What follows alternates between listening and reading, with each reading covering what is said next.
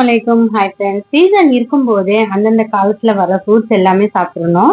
அதுவும் இல்லாம இந்த வெயில் காலத்துல நுங்கு எங்கேயாவது வித்துட்டு இருந்தாங்கன்னா வாங்கி சாப்பிடுங்க. உடம்புக்கு நல்ல குளிர்ச்சியும் தரும். அப்படியே ஆப்பிள் மாதுளப்பழமும் வாங்கிட்டு வந்துட்டேன். ஆப்பிள் மாதுளப்பழம் தான் இப்ப சீசன் இல்ல, கொஞ்சம் ரேட் தான் ஜாஸ்தியா இருக்கு.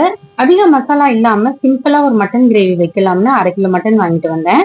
குக்கர்ல எண்ணெய் சூடானதும் 3 வெங்காயம் 2 பச்சை மிளகாய் போட்டு வதக்கிக்குங்க. தேவையான அளவு உப்பு போட்டு வதக்கிட்டு இஞ்சி பூண்டு 2 ஸ்பூன் போட்டு நல்லா வதக்கிட்டு மட்டன் நல்லா கழுவி வச்சிருக்கேன், அதுவும் சேர்த்துட்டு மிக்ஸ் பண்ணி விடுங்க. 3 தக்காளி பொடிசா கட் பண்ணி சேர்த்துட்டு இப்போ எல்லாமே நல்லா மிக்ஸ் பண்ணி விடுங்க. மஞ்சள் தூள் 1/4 டீஸ்பூன், மிளகாய் தனியா தூள் 2 spoon, garam masala 1/2 spoon, pepper 2 spoon சேர்த்துட்டு நல்லா மிக்ஸ் பண்ணி விடுங்க. அதிக மசாலா இல்லாம சிம்பிளா இந்த மசாலா மட்டும் சேர்த்து செஞ்சு பாருங்க. தயிர் கொஞ்சமா சேர்த்துட்டு மட்டன் வேகிற அளவுக்கு 1/2 கிளாஸ் தண்ணி சேர்த்திருக்கேன். குக்கர் மூடி 5 விசிலுக்கு ப்ரெஷர் குக் பண்ண வச்சிருங்க. விசில் போனதும் எடுத்து பாருங்க, மட்டனும் நல்லா வெந்திருக்கு.